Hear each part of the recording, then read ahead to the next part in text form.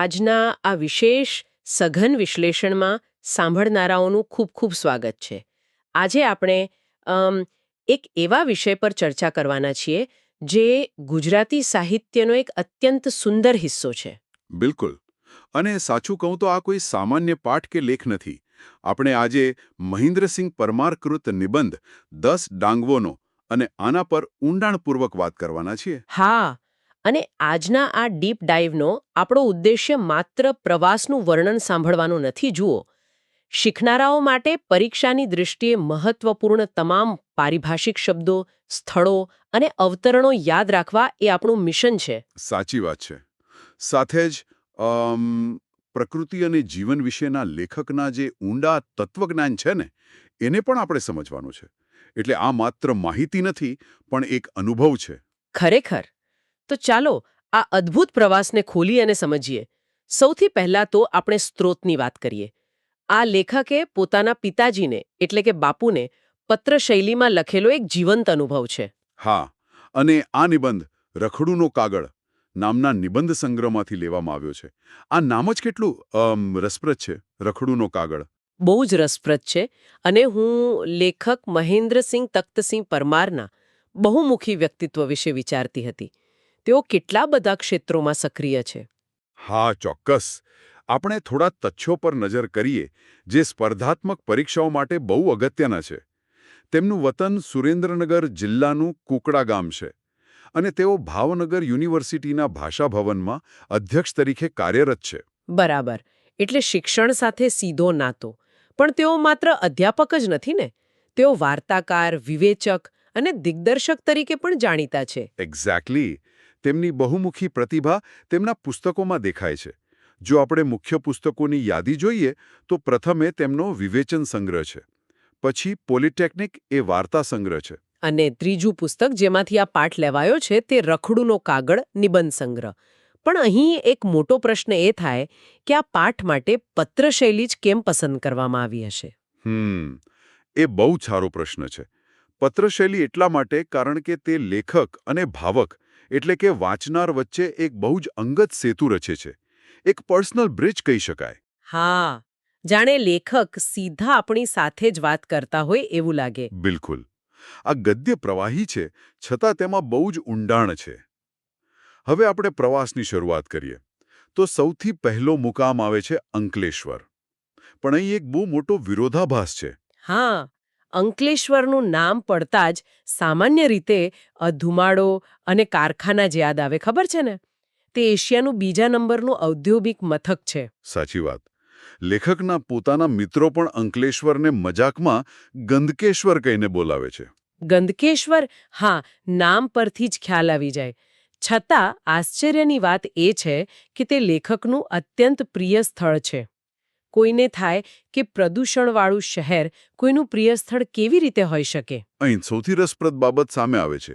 લેખકનો આ દુર્ગંધ અને પ્રદૂષણ સાથે પણ એક અજીબ ઘરોબો કેળવાઈ ગયો છે. પણ તેમની ખરી પ્રીતિનું કારણ કારખાના નથી. તો પછી શું છે? કારણ છે ભરૂચી નાકાથી બોરભાટા થઈને આગળ જતી ભેખડવતી નર્મદા નદી. આ નર્મદાનું આકર્ષણ તેમને ત્યાં ખેંચી જાય છે. આ વિશાળ જળ પર જાણે લાલ કાર્પેટ એટલે કે લાલ જાજમ બિછાવી આપે છે. અને એવું લાગે જાણે લાલ જાજમ પર ચાલીને સૂર્યને મળવા જઈ શકાય. પણ સૂર્ય સાથે મુલાકાત થાય તે પહેલા જ તે ગાયબ થઈ જાય છે. પ્રકૃતિની આ જ તો રમ્યતા છે. બિલકુલ. નર્મદા લેખકને હંમેશા ઝંકૃત કરે છે. નદી કઈ રીતે લેખકને પોતાની સાથે તાણી જાય છે તેનું ભૌગોલિક વર્ણન પરીક્ષા માટે ખૂબ અગત્યનું છે. આપણે દિશાઓ અને સ્થળોનું વર્ગીકરણ સમજવું જોઈએ. હા, સાંભળનારાઓએ આ વર્ગીકરણ ખાસ નોંધવા જેવું છે. જુઓ, જમણી તરફ એટલે કે સામા પ્રવાહે જઈએ તો કબીરવડ, નારેશ્વર, જબલપુર અને છેક અમરકંટક સુધીનો પ્રદેશ આવે છે. અને ડાબી તરફ એટલે કે પ્રવાહ સાથે જઈએ તો? એ સીધો સમુદ્ર તરફ જાય છે. પણ પેલી કબીરવડવાળી વાત બહુ જ આધ્યાત્મિક છે. કબીરવડમાં નહાવાનો અનુભવ એ માત્ર શારીરિક સ્નાન નથી. હા, લેખક કહે છે તેમ તે કાલાંતરોની સૃષ્ટિમાં સ્નાન કરવા સમાન છે. કાલાંતરો એટલે કે વીતી ગયેલા અનેક યુગો. એક અંજલિ જળ હાથમાં લેતા જ જાણે ભૂતકાળ વર્તમાનની સપાટી પર આવી જાય છે. ભૂખ, તરસ બધું ભૂલાઈ જાય છે. સાચી વાત. અને આ જ અનુભૂતિને વ્યક્ત કરતું કવિ રાજેન્દ્ર શુક્લનું પ્રથમ અવતરણ અહીં બહુ જ બંધબેસતું છે. મુઠ્ઠી ચણા કે ધાણી ઝરણાનું મીઠું પાણી ઘેઘૂરની ઘટામાં આઠે પ્રહર ઉજાણી. વાહ, શું પંક્તિ છે! આનો અર્થ પણ બહુ ગહન છે. ભોજન સાદું હોય, મુઠ્ઠી ચણા કે ધાણી હોય, પીવા પ્રકૃતિનું જળ હોય, પણ આસપાસ ઘેઘૂર ઘટા હોય તો જીવનના આઠે પ્રહર આનંદ અને ઉજાણી સમાન બની જાય છે. બિલકુલ. આ સાદગીનો આનંદ લઈને લેખક આગળ આહવા અને દંડકારણ્ય તરફ જાય છે. હા, આહવાની મુલાકાત. ત્યાંની પહેલી મુલાકાતે જ લેખક જાણે ઘાયલ થઈ ગયા હતા. ત્યાં તેમના મિત્ર જગદીશભાઈનું ઘર છે અને તેની પાસે જ આવેલ સનસેટ પોઈન્ટ છે. આ દંડકારણ્યના સ્થળોની યાદી પણ આપણે નોંધવી જોઈએ. તેમાં મહાલનું ડાંગ, વધાઈનું ડાંગ, સુબીર, વાંસદા, શિવઘાટ અને સાપુતારાનો સમાવેશ થાય છે. આ બધા સ્થળોનું પ્રાકૃતિક વર્ણન લેખકે બહુ જ બારીકાઈથી કર્યું છે. તેમણે નીચે ખીણમાં દેખાતા ઘરોને માનવ વસવાટના રતુમડા પત્તા જેવા કહ્યા છે. હા, રતુમડા પત્તા એટલે લાલ રંગના પાંદડા જેવા. અને રસ્તાઓ માટે એક બહુ જ સુંદર પારિભાષિક શબ્દ વાપર્યો છે, સરપીલ ભૂખરી કેડીઓ. સરપીલ ભૂખરી કેડીઓ એટલે સાપના આકારના આછા ભૂખરા રંગના રસ્તા. એ લીલોતરી વચ્ચે કેટલા સુંદર લાગતા હશે. અને લીલ પણ કેવી! સાગ અને ઘાસની લીલ એવી તેજસ્વી છે કે સૂર્યપ્રકાશને પણ આંટી મારે છે. અને ત્યાં માત્ર દ્રશ્ય નથી. લેખક ત્રિવિધ રૂપની વાત કરે છે. પવન સાથે આવતા રંગ, ગંધ અને અવાજને પોતાના અસ્તિત્વમાં અનુભવવાની વાત છે. પવન સ્પર્શની સાથે રંગ અને અવાજ પણ લઈને આવે છે. આ તો દિવસની વાત થઈ, પણ રાત્રે જે આજ્ઞાઓનો જાદુ જોવા મળે છે તે તો સાવ અલગ જ છે. હા, રાત્રે ખીણમાં આજ્ઞાઓ દ્વારા અંધકારનું એક મોઝેક રચાય છે. એવું લાગે કે સાગના ઝાડને રાતોરાત કોઈએ રોશનીથી શણગારી દીધા છે. આ દૃશ્ય જોઈને લેખકને ફરીથી કવિ રાજેન્દ્ર શુક્લનું બીજું અવતરણ યાદ આવે છે. સ્થાનનો ફરક અમથો, મૂળમાં તો અજવાળું, તારકો શિખર સોહે આજ્ઞા તરાઈમાં. આ પંક્તિનું વિશ્લેષણ કરીએ તો બહુ મોટો વિચાર મળે છે.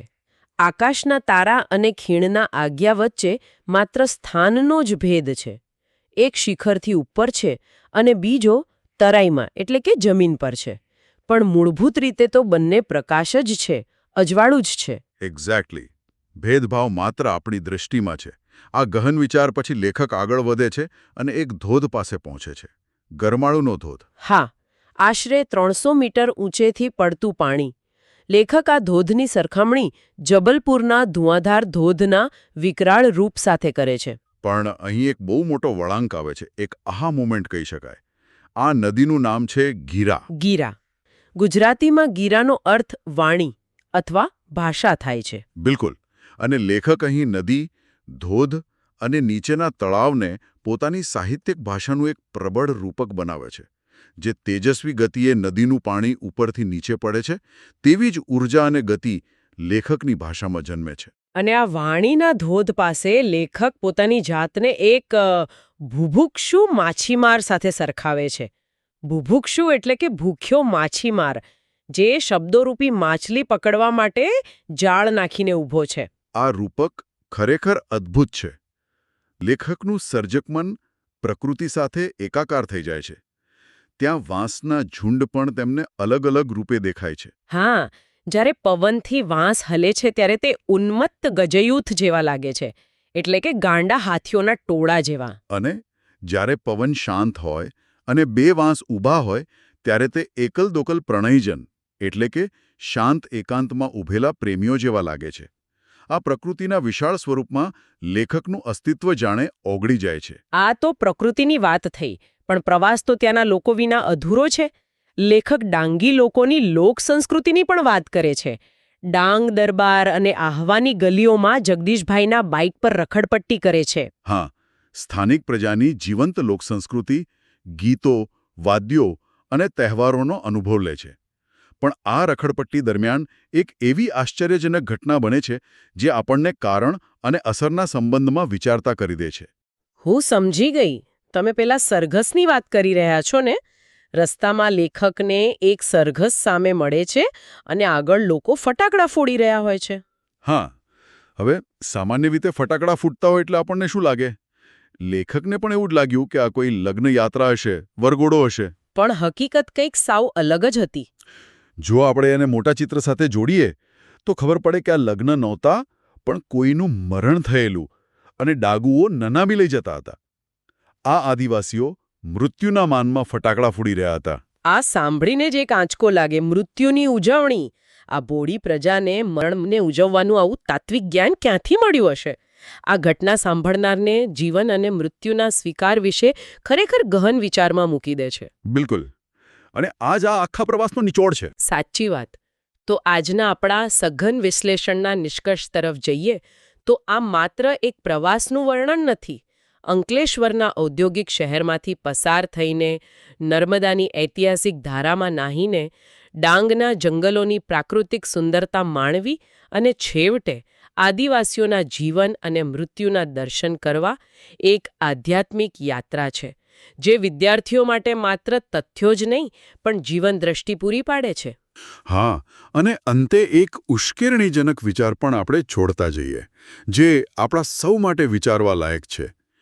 આપણો કહેવાતો આધુનિક અને શિક્ષિત સમાજ મૃત્યુને એક ભયાનક અંત માનીને શોક મનાવે છે, ડરે છે. જ્યારે જંગલમાં રહેતી આ સરળ અને મૂળભૂત પ્રકૃતિ સાથે જોડાયેલી આદિવાસી પ્રજા મૃત્યુને ફટાકડા ફોડીને એક ઉત્સવની જેમ સ્વીકારે છે. તો શું આપણો ભૌતિક વિકાસ આપણને પ્રકૃતિના સૌથી નગ્ન સત્ય એટલે કે મૃત્યુના સ્વીકારથી દૂર લઈ ગયો છે? પ્રકૃતિની નજીક રહેવું એટલે માત્ર ઝાડપાન જોવા એવું નથી, પરંતુ જીવનચક્રને સંપૂર્ણપણે સમજવું એ છે. આ વિશે સાંભળનારાઓએ શાંતિથી વિચારવું જોઈએ. જ્ઞાન ત્યારે જ સાર્થક છે જ્યારે તે જીવનમાં ઉતરે. અદ્ભુત વિચાર. આ સાથે જ આપણે આ ડીપ ડાઇવ અહીં પૂર્ણ કરીએ છીએ.